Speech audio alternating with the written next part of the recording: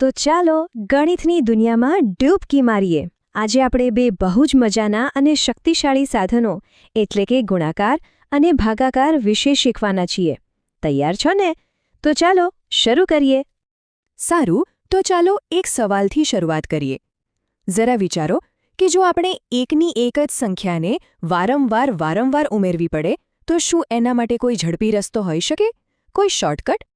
અને એનો જવાબ છે હા, બિલકુલ છે।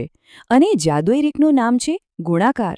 ગુણાકાર બીજું કંઈ નથી પણ વારંવાર કરવા પડતા સરવાળા માટેનો એકદમ સુપરફાસ્ટ શોર્ટકટ છે।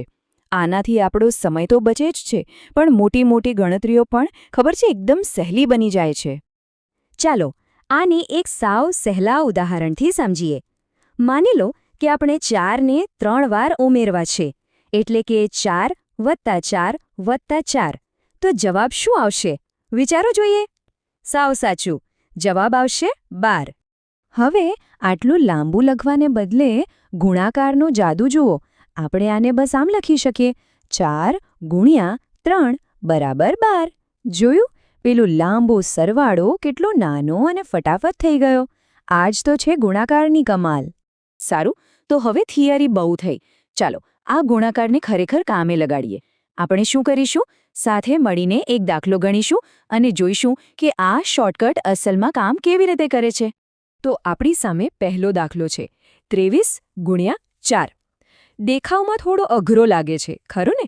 પણ ચાલો એને સ્ટેપ બાય સ્ટેપ એટલે કે એક પછી એક પગલામાં સમજીએ કે આને કેવી રીતે સોલ્વ કરી શકાય।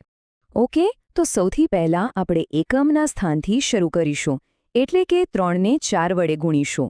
તો 3 ચોક કેટલા થાય? 12, બરાબર। હવે આખા 12 નીચે નથી લખવાના, આપણે ફક્ત 2 લખીશું અને જે 1 છે એને વધી તરીકે બાજુમાં દશકના સ્થાન પર મોકલી દેશો।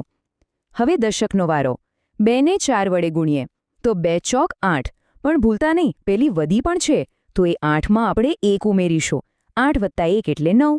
તો આપણો ફાઇનલ જવાબ શું આવ્યો? 92। વાહ, સરસ રીતે સમજાયું ને? તો હવે આપણે એક લેવલ ઉપર જઈએ, થોડું વધારે અઘરું કરીએ। આ વખતે છે 45 × 12। અહીં બંને સંખ્યા 2 અંકોની છે, પણ જરાય ગભરાવાની જરૂર નથી। આપણે આને પણ એકદમ સહેલું બનાવી દઈશું। આને સોલ્વ કરવાની એક બહુ સ્માર્ટ રીત છે। આપણે શું કરીશું? આપણે 12ને 2 ટુકડામાં તોડી નાખીશું, 10 અને 2, બરાબર। હવે સહેલું થઈ ગયું। પહેલા 45ને 2 વડે ગુણો, જવાબ શું આવશે? 90। હવે 45ને 10 વડે ગુણો, એ તો સાવ સહેલું છે, 450। બસ હવે આ બંને જવાબોને ભેગા કરી દો, 90 + 450, એટલે આપણો જવાબ આવ્યો 540। યાદ રાખજો, ગણિતનો આ એક સુવર્ણ નિયમ છે। મોટા દાખલાને નાના નાના ભાગમાં વહેંચી દો એટલે હંમેશા સહેલો બની જાય। તો ગુણાકારની વાત તો બરાબર સમજાઈ ગઈ, પણ હવે એનાથી બિલકુલ ઊંધી પ્રક્રિયા એટલે કે ભાગાકાર, એનું શું? ચાલો હવે એના વિશે જાણીએ। ભાગાકાર એટલે સાવ સાદી ભાષામાં વહેંચણી। ધારી લો કે કોઈની પાસે એક મોટો પિઝા છે અને તેને મિત્રો સાથે સરખે ભાગે વહેંચવો છે, તો જે ક્રિયા કરવામાં આવશે ને એ જ તો ભાગાકાર છે।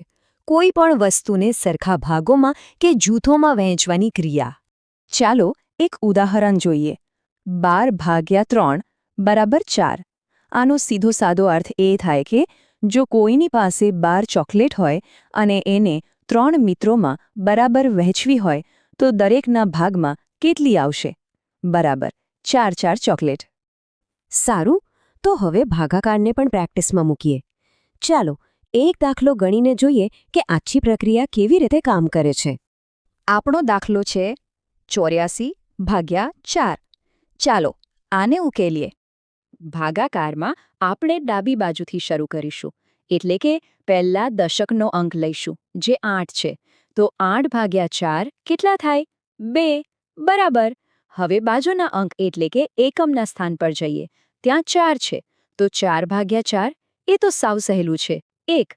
હવે બંને જવાબને બાજુમાં મૂકી દો એટલે આપણો અંતિમ જવાબ છે 21। ચાલો આ રીતને એકદમ પાક્કી કરવા માટે વધુ એક દાખલો ગણીએ। આ વખતે આપણે 96ને 3 વડે ભાગીશું। ફરીથી એ જ રીત, ડાબી બાજુથી શરૂ કરીએ। પહેલા 9ને 3 વડે ભાગીએ, જવાબ શું આવશે? 3।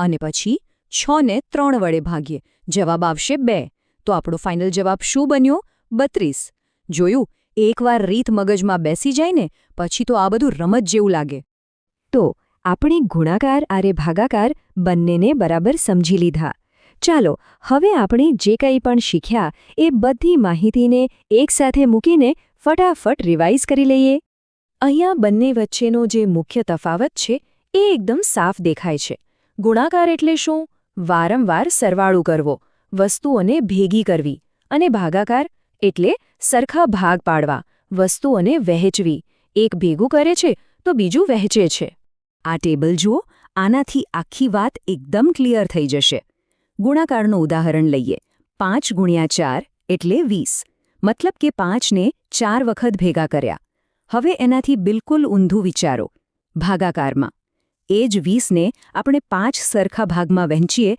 તો દરેક ભાગમાં કેટલા આવશે 4 જોયું આ બંને એકબીજાની બિલકુલ વિરુદ્ધ પ્રક્રિયાઓ છે તો હવે એક સવાલ વિચારવા જેવો છે આપણે આપણા રોજિંદા જીવનમાં આ ગુણાકાર અને ભાગાકારનો ઉપયોગ ક્યાં ક્યાં કરી શકીએ ક્યારેક મિત્રો સાથે કોઈ વસ્તુ વહેંચતી વખતે કે પછી દુકાનમાં ખરીદી કરતી વખતે જરા આસપાસ નજર કરજો ગણિત આપણી ચારે બાજુ છુપાયેલું છે બસ એને શોધવાની જરૂર છે